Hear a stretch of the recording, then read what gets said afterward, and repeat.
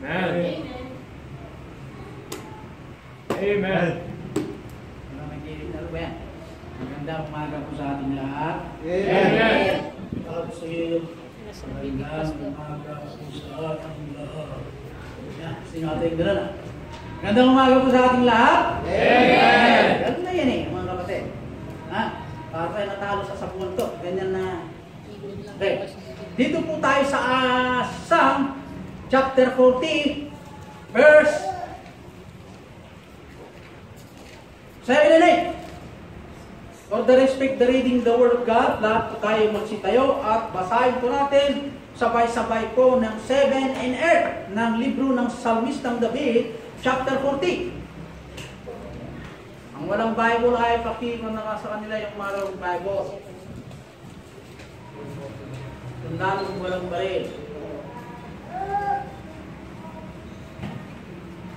Walang Bible. Okay. At sabay-sabay natin bumasahin ng 7 and 8. Go! Then said I, Lo, I come, and the volume of the book, it is written of me. I delight to do thy will, O my God. Yea, thy law is within my heart. Tayo po'y manalangin dakilang Ama na makapangyarihan sa lahat. Salamat po Diyos sa iyong mga salita na aming nabasa. Salamat po mga members na on time. Salamat po sa mga bata. Salamat po, O God, sa lahat ng pagbibigay mo sa aming finances, spiritually, physically, at ganoon din po karagdagan na aming kalusugan na aming buhay. Salamat sa inyo, Ama, at dalahin ko, Diyos, na bendisyon namin po ang salita, maging hamon sa bawat mananampalataya na pumatagnawa kami upang sa gayon kami po lagi mainit sa lalang paglilingkod. Patawad, Ama, sa aming mga nagawang kasalanan, at dalahin po, Diyos, na kapusin mong kaaway huwag kumilos sa kalagitnaan ng bawat sa salamat sa mga blessing in Jesus Christ our Lord. Amen. Lahat po masiupo. Dito po sa 7, then said I, Lo, I come, and the volume of the book, it is written of me. Yung pong book, hindi po yung libro ng worldly book. Ito po ay yung the Holy Bible. Bakit binanggit po written of me? The volume. Alam niyo na yung volume. Okay? Kung sana sa Bible, mayroon tayong verses, chapter, ganyan. Yung volume, napakarami po. Kasi hindi lahat isinulat ang tungkol kay Jesus Christ kasi hindi natin po lahat maintindihan. There is no room.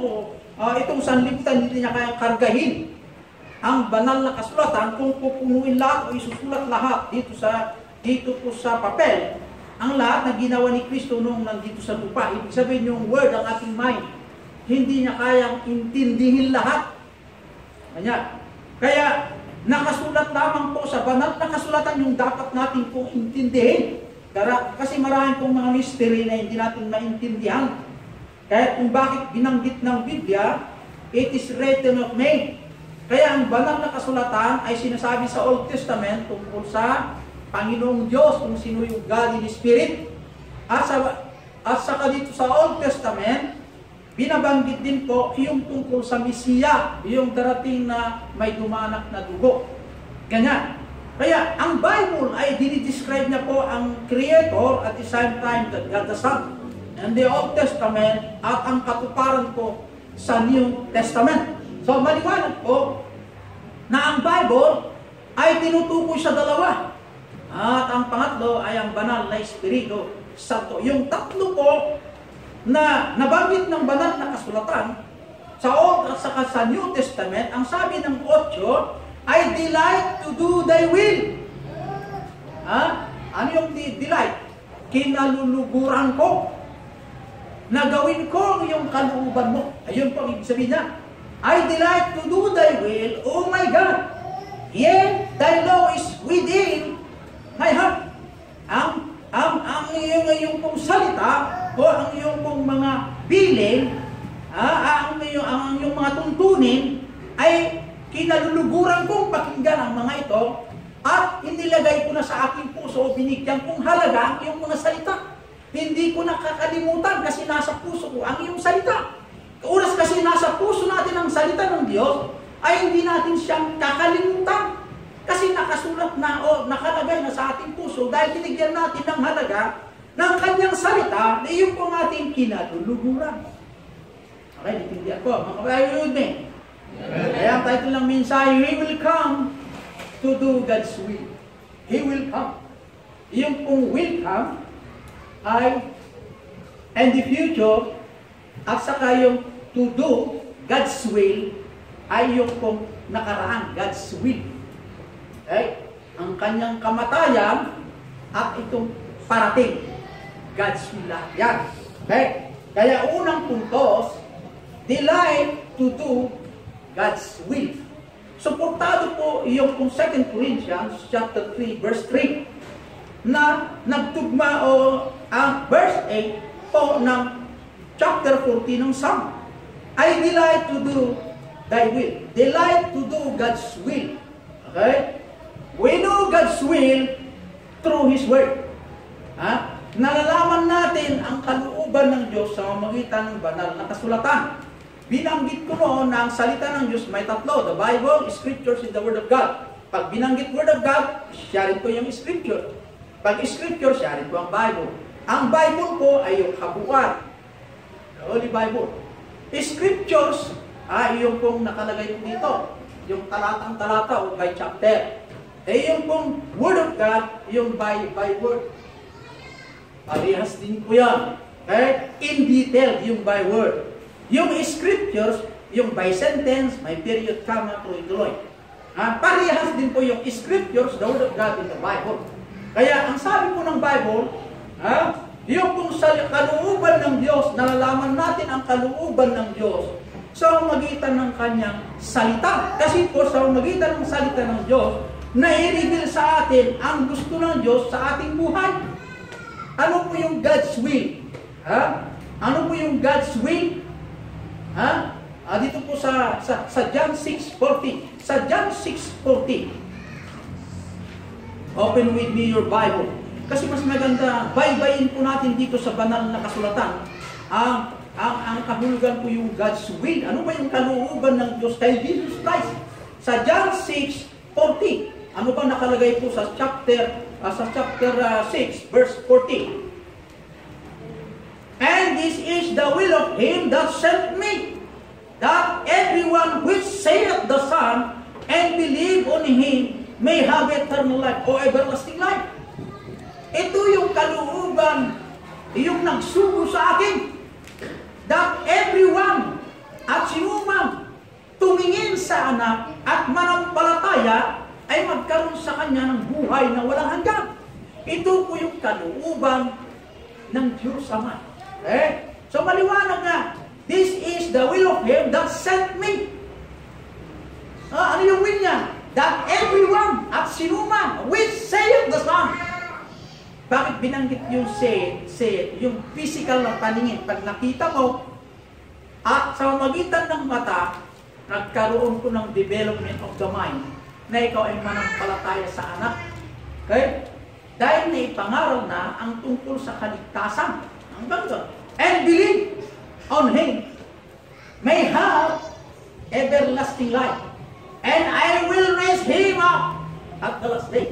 Yung I will, yung I, si Jesus Christ.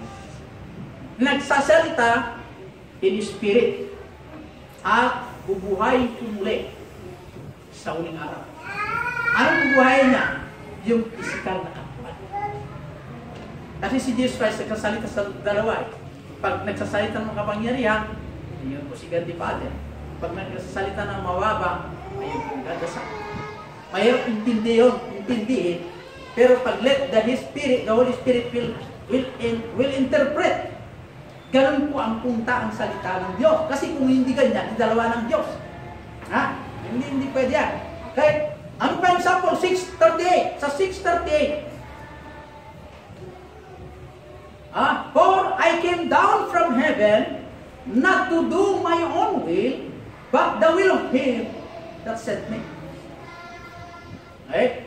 Ako ay paparito sa lupa na mula sa taas. Nanggaling siya sa lupa at nanggaling sa langit ay papunta sa lupa. At ang pagganap niya po, yung bakit napunta sa lupa, ay hindi sa kanya pong kalooban, kundi yung nagsugo tutungo sa Kanya.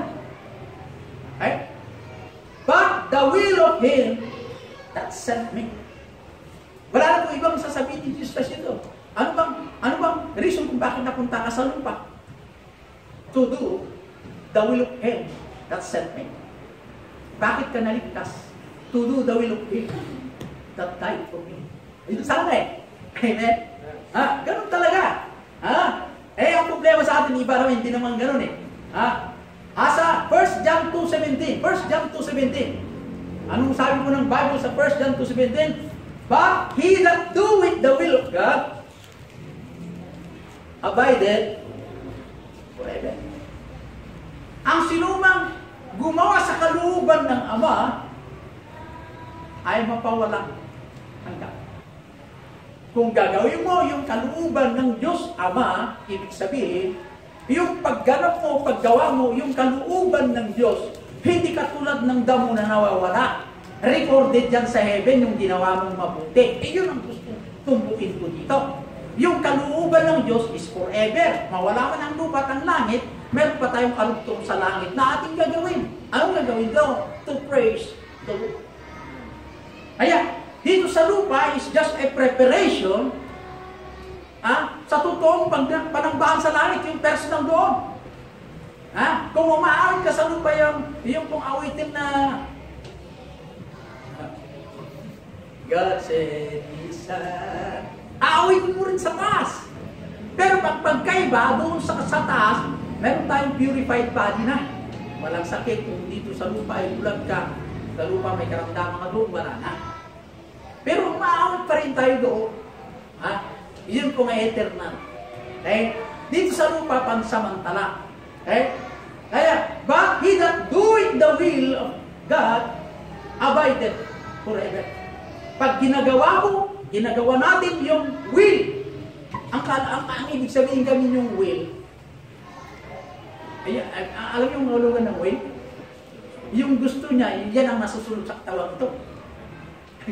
Yung will natin, itakwil natin, yung will niya masunod. Mahirap yan natin. Hindi niya, katulad yan. Mahilig ka sa, sige ko tayo, sa inuman. Umiinom ka ng alak.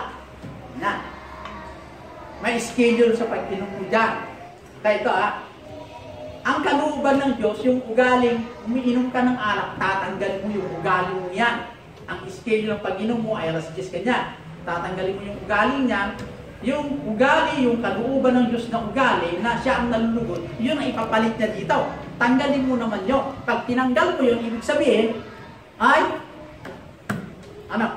nag-sacrifice ka na tanggal, di bali itong katawan na ito ay malulugi man kasi yung gusto mo na ikaw ay nagagalak ang magitan ng alak, ay tatanggalin mo yun, nalugi nga ang katawan physically. Pero pinalitan ng Diyos yung kalooban niya, nalugod ang Diyos, i-develop niya pa ang katawang nasira ng alak. Hello? Ganyan. Kaya, iyong pong pagganap o paggawa ng kalooban ng Diyos, ay abideth forever. Kaya, mas magandang mamuhay sa lupa na yung kalooban ng Diyos Ama ang nasusunod. Hindi po yung sa ating pamaraan na estilo ng buhay, dahil ang Diyos, siya naman ang may-ari, ang lahat. Pumunta ka sa Genesis, God created the heaven and the earth. Ang earth, nandun po yung bukid, di ba, Brad? Okay. Nandun din yung palayan, nandun din yung kumpuma, ganyan. Nandun lahat yung ating binubukan. Dirt.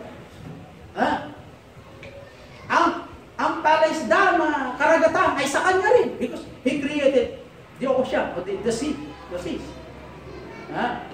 In the beginning, inabi brothers mo eh, naalala ko yan. The Lord made the heaven. Kaya mas maganda nga, yung kung basahin natin ang libro ng Genesis, ay sa kanya rin ang karagatan, sa kanya rin ang lupa, na siya rin po ang may-ari itong tinutukoy na bagyot na. Na yun ang kinakatakutan ng mga tao, na yun po dapat hindi natin katakutan, kundi yung gumawa ang mga bagay na ito. Kaya, kung tayo mamuhay bilang anak ng Diyos sa lupang pansamantala, mas maganda yung kalooban niya masunod. Dahil mas alam niya, higit sa atin. Kasi ang sa atin naman, alam natin ngayon lang. Isa kanya, alam niya lahat. Bukas, sunod na buwan, sunod na taon, kahit a million years, alam niya. Dahil mas marunong sa atin. Hindi. Young people, ito pa. Hindi ka pwede yan, ito. Remember, delight to do God's will. Kinaluluguran ng Diyos Anak ang kalooban ng Ama. Ibig sabihin, nalulugog. Pakaragsakan, pakaay-aywan tayo kuma, no aramidin tayo, ipagayatan ng Diyos.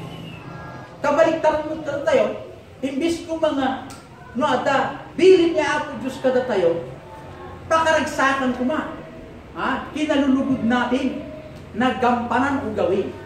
Pero sa atin, kung minsan, ay hindi. Example, commitment. Nag-commit ka na ako ay magkaroon ako. Commitment ko ang yung Panginoon na ako ay maging choir member. Ang choir member, sila po ay taga-deliver, taga-bigay ng mensahe sa magitan ng taga-awit. Dumaan lang sa awit, mensahe yun eh. Katulad dyan, in the beginning, the Lord. Mensahe yun eh. Kailang dumaan sa awitin. Ganyan din eh. Commitment. Ang ibig sabihin ng commitment, kung ay pinagkalubong yung sarili mo sa choir, pagdating sa linggo, kahit pumunta ka sa commitment mo, hindi kay pastor o kasi itong directress, kundi po sa Panginoon. Amen. Okay, ikaw, magkaroon ka ng meeting kay judge. O, pirmahan mo ito. Alam mo ang mga judge, si Krista nila. Pag pumirma ka sa agreement, okay, pirma mo. Pirma ka. Sign, witness. Pag hindi ka maging masunurin, may witness, pwede ka itibanda. Di ba ganon? Si Krista, ang Diyos. Bago ka palang pumirma, alam ng Diyos ko, ang puso mo ay nasa tamang commitment kung hindi. Yan. Kaya, ang ibig sabihin ng commit, pag nakakommit ka sa araw na yon, ano ang kung mayroon sa lupa na mahalaga sa iyo, you still seek first the Lord. Di ba mga kapatid? You still seek first. Unahin mo lagi ang kalooban. May exemption ba dyan? Iwan ko, wala akong matagpuan sa Bible nung nag-aaral ko seminaryo wala pa akong nakita na exception. Exempted. However, under the law, there's an exception. Provided, however, exception to the rule. Pero sa Bible, nakaliban na kung sinabi ng Justice Tirambel, ayan ang nakalimutan ko pinag-aralan when I was a student in law, sabi niya, yun ang hindi ko naiintindihan sa batas kasi I was there absent before when my instructor lectured that topic. So I could not answer the question. Hindi ko pwede yung gano'n. Pag yun, hindi ko pinag-aralan yan. Kasi hindi nilecture ni Pastor yan eh. Kung sana na-lecture ni Pastor yan, sana naging masunurin ako. Kaya sinasabi ko na lahat sa inyo, the Bible says, is so plain, maliwanag pa ang Biblia. Kung ang isang mananampalataya, mas mahal niya ang magulang, nanay, tatay, kapatid, o ano man mayroon sa lupa na mahal natin, more than we are not deserve to be disciples. Nasa Matthew. Ibig sabihin, kung may mas mahalaga kaya sa kanya, hindi ka pwedeng maging learner about my word. Say it. Bakit? Yun lang mo po, yun lang mo. Even himself, if ever he cannot hate himself, hindi niya kayang burahin di bagina, di dapat mo galitin yung bagay. Ang kamabaling na deserve, you will be my learner, students. Yung students kami, agad adult pa lang sa course. Ako, I still student, di ba? Kasi ang Bible, hindi naman mag-graduate. Nag-graduate ka seminaryo, pero pagdating ko sa Bible, pag-aaral, we are all still continued students. Habang buhay tayo. Kasi ang salita ng Diyos ay bukat. Book. Hindi natatapos ang mensahe. Amen? Amen. 1 Thessalonica 5:18. 1 Thessalonica 5:18. Giving thanks always to God. Ang sabi po ng Bible sa 1 Thessalonica 5:18, giving thanks always to God. And everything give thanks, for this is the will of God in Christ Jesus. everything give thanks, for this is the will. Lagi tayong magpasalamat kasi yun po ay kalooban ng Diyos. Maliwanag po. Ang backup verse po ay sa Ephesians 5:20. Ephesians 5:20 ang backup verse na nagpapatunay na ang panalangin o ang nagpapasalamat sa Diyos ay kalooban ng Ama sa pangalan ni Kristo. Sa 1 Peter 3:17, for it is better if the will of God be so, that ye suffer for will doing than for evil doing. Mas maganda na yung kalooban ng Diyos ay should be applied in our life kaysa yung kung mag-suffer ka o mag-suffer ng katawang ito in doing yung mga evil ba? Katulad dyan. Ay yung kalooban ng Diyos ay simple hindi. Yung kalooban ng Diyos hindi mahirap sundin. Madaling sundin. Bakit? Mayroon na tayong Holy Spirit na nag-guide sa atin, tagapagturo, at ano bang gagawin?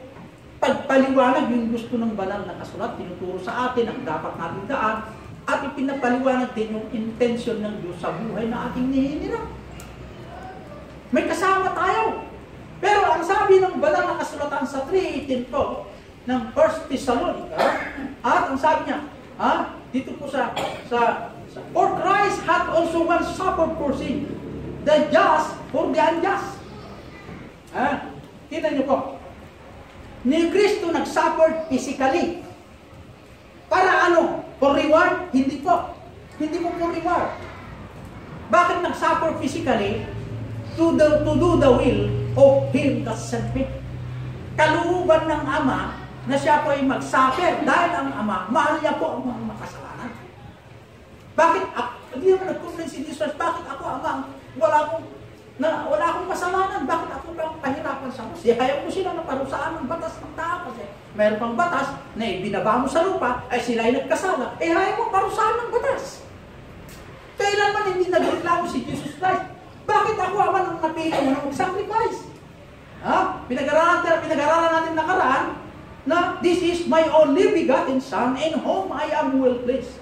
Hear ye Him. Ito ang sinisinta kong anak na lubos kong kinalulugdan. Iyon pa ang kanya kong ibinigay na regalo. Pag-alalahanin natin ang Christ's birth. Kaya ba natin itong basan nyo, yung offering ni God the Father? This is my only begotten Son. Kung sa diretsano sabi niya, sarili niya mismo binigay niya. Kaya mo ibigay yan. Amen?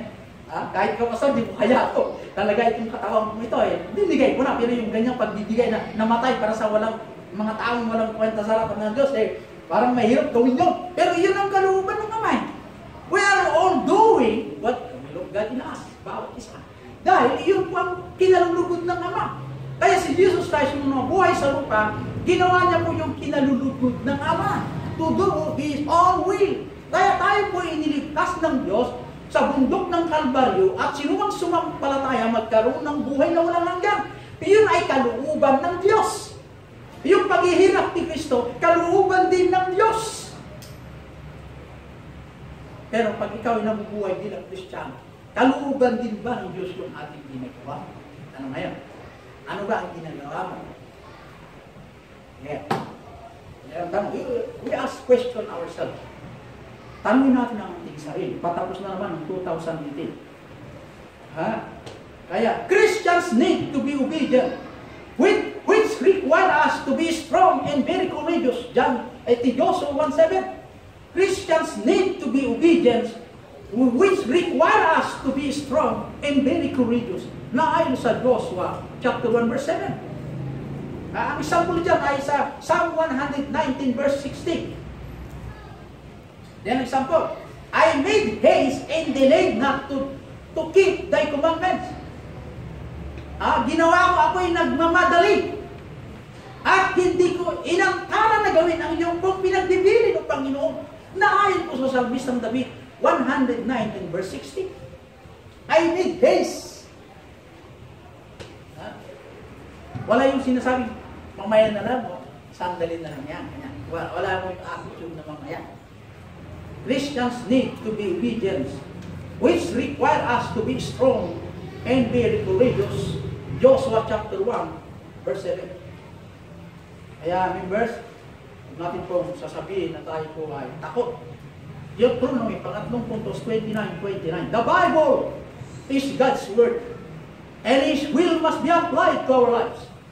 The Bible is God's Word, and His will must be applied to our life. Applied.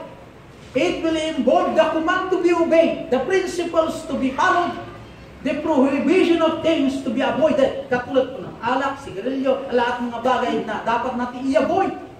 Prohibition, prohibit. Ayaw ng Diyos yung mga bagay na iyan na worldly. Kundi tayo po'y magiging masunurin sa prinsipyo ng Diyos o yung batas ng langit. Iyon ang gusto ng Diyos sa atin.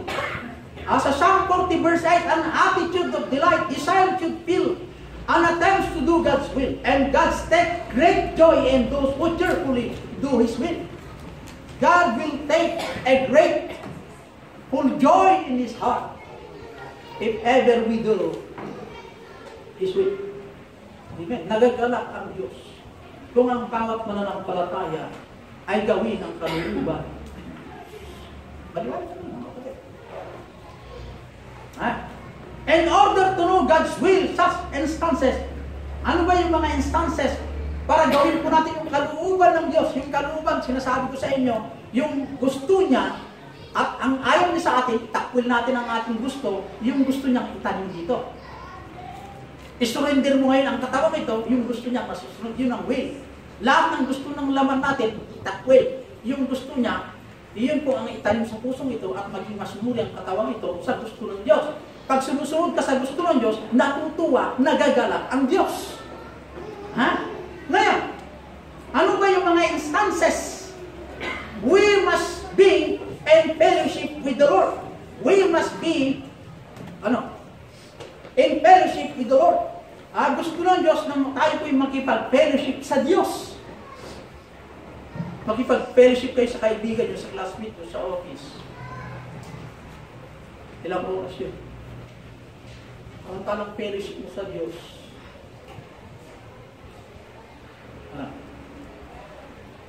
Sila, yung fellowship sa classmate niya, buong araw. Ang Panginoon sinibig, yung ako lang. Tatlong araw. We must be in fellowship with the Lord. Example, sa 1 John 1, 6 and 7. Ang sabi ng verse 7, if we have fellowship with Him and walk in darkness, we lie and do not have the truth. Sa verse 6 ng 1 John chapter 1, kung sinasabi mong mayroon kang fellowship sa Panginoon, pero lumalakad ka sa darkness, lumalakad ka, taliwas yung sinasabi mong mayroon kang fellowship, ay lumalakad ka sa darkness, sinungaling ka. Meron naman akong fellowship sa Panginoon eh. Minsan lang yung ganyan, pastor, ay wala, ay pwede yun. Kung mayroon kang fellowship sa Diyos, yung ganyan tanggal mo. Ang fellowship, surrendering life yun. Kalooban ng Diyos yung fellowship eh. Tingnan mo. Tingnan nyo, simple lang. Nung nag-aaral ako sa seminaryo sa Laguna, bawal sa akin magbasa ng dyaryo. Pag natagpang magbasa ng dyaryo, uwi ka na. Manood ng TV, balita, sarado. Meron nung nagbabasa ng tayo, taga-Sabel, taga-Fortunata. Nanood ng team, basketball, nahuli. Kinabukasan, pinahuli. Enter to learn. Go for the soul. Nagbabasa ng dyaryo, nakadikwak. Wala naman akong ginagawa, pastor. Sa ministry, maraming ginagawa. Wala akong hindi ginagawa. Ayun, sa akin, nahihiya ko mag-fellowship tayo sa mga big churches, tapos ang aking musik. At tanongin kayo ilang taon ka na bilang pastor, sabihin mo 30 years, manuwa ituka. Sabihin mo 50, 60, manuwa baptize, 300. Tama ka. Kata, ganito ang gawin mo. Ay, nakakaya. Yun ang alam mo, sasabihin yung pastor yan. Kilala ko yung pastor. Ay, big. The asset. Over years na asset ako doon. Stop. Turo rin ako doon.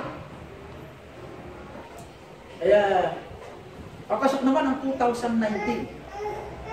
Sinicheck up kong sarili ko, wala akong nagawa sa gawain. Pagdating po, pag ihambing ko yung principle ng Bible, the call to be in the ministry. Examine nyo rin sarili nyo. Paano kayo nakatulong naman sa gawain? Na, kahit hindi na ako, sa gawain na. Yan. Pastor, nagbigay ako ng tayo sa mga offering ko. Iyan ba isa pa? The Bible says no. I need your help. Patay tayo yan. Bakit? Mayaman ang Diyos eh. Bakit na nagbibigay? Para may sauli ang Diyos mas malaki. Ganyan yan eh. Kasi nangako ang Diyos, I will bless. Okay, mapunta tayo sa verse 7. But if we walk in the light as He is in the light, pag tayo po'y lumahad na ayon sa liwanag, yung biblical, ibig sabihin ng liwanag, yung Bible, the principle of the Bible, lumalakad po tayo na ayon sa Bible. Light yun. Nag-iilaw pa. Kasi siya ay liwanag. We have fellowship with one another, and the blood of Jesus Christ, His Son, cleanseth us from all sins. Ano po yung kasalanan natin po na nagagawa natin na tayo ay anak ng Diyos? Si Kristo ang naglilinis sa atin bilang siya po ang ating mediator. The advocate. Advocate, tagapagtanggol. Si Satan po ang taga-daw. Di prosecutor, ay di, anong tama nyo? Taga-daw. The